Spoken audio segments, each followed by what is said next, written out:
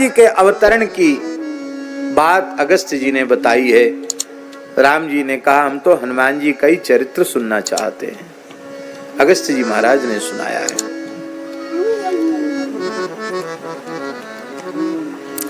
भगवान शिव के दिव्य तेज को धारण करने में कोई समर्थ नहीं थी। इस धरती की कोई देवी, कोई स्त्री समर्थ नहीं थी।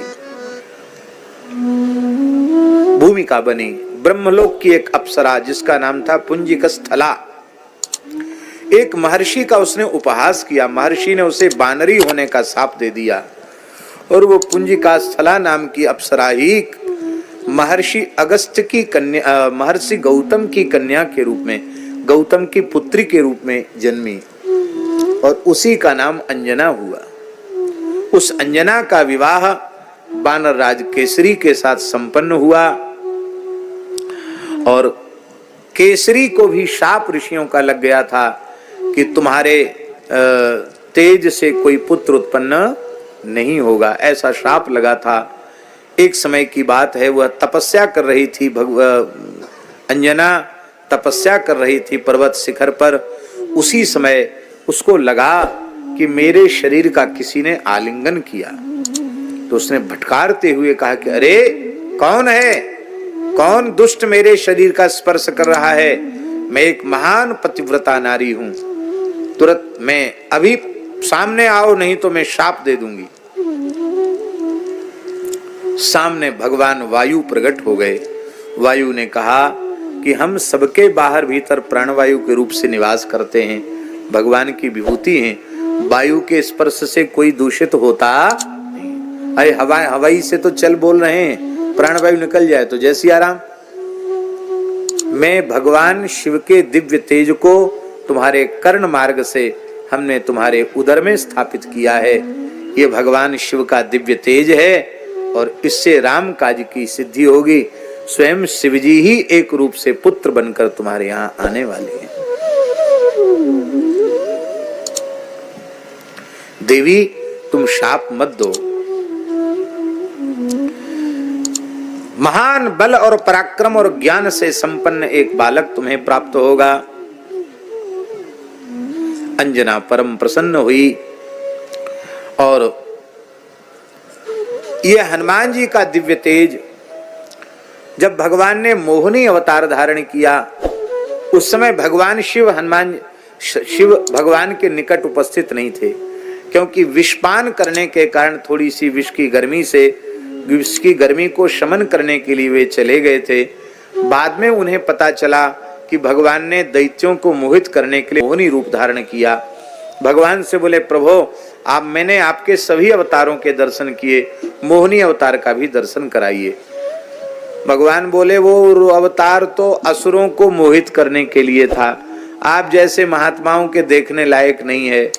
ऐसा हमारा वो भड़काऊ कामोत्तेजक स्वरूप है। बोले महाराज आपका ही स्वरूप है, आपका कौन सा स्वरूप भक्त को देखने योग्य नहीं होगा, आप तो दर्शन कराइए ही। भगवान बोले भाई तुमको तो हम किसी बात के लिए इनकार कर नहीं सकते, जन कहूं कछु अदेय नहीं मोरे, पर आप धैर्य रखें, कभी अवश्य दर्शन हो जाएगा। एक बार भगवान शिव कैलाश में भगवती जगदम्बा पार्वती के सहित विराज रहे थे।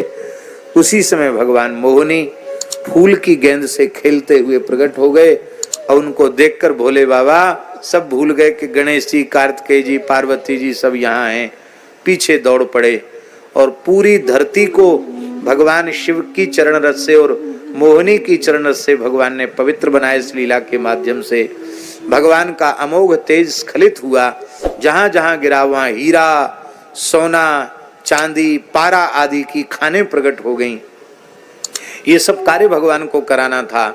जब वे दंड का विंध्याचल के क्षेत्र में भगवान शिव पधारे तो उनका वह दिव्य तेज स्खलित हुआ और उसे ऋषियों ने अपने पत्र पुटक में विराजमान किया और उसी तेज को वायु को आदेश देकर के कहा कि भगवती अंजना तपस्या कर रही हैं, उनके भीतर विराजमान करो, इन्हीं से राम कार्य की सिद्धि होगी।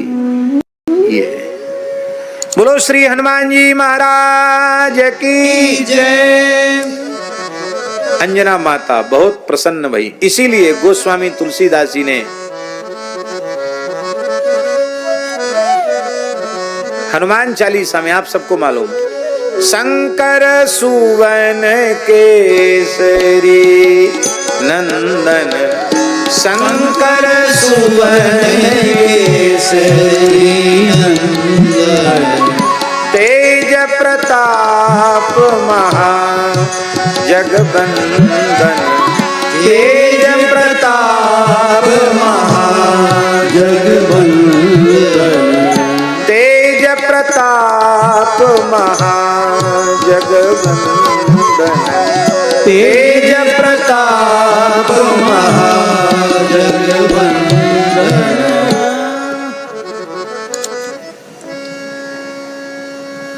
माता अंजना ने 7000 वर्ष की तपस्या की थी और भगवान शिव ने उनको दर्शन देकर कहा था कि मैं स्वयं ही तुम्हारे यहाँ एक रूप से आऊंगा। वे ही 11वें रुद्र के अवतार श्री हनुमान जी महाराज। बोलो हनुमान जी महाराज की। श्री सीताराम। हमारे सनातन धर्म से जुड़ी ऐसी दिव्य कथाएं सुनने के लिए हमारे चैनल को सब्सक्राइब जरूर करें। जय श्री सीताराम।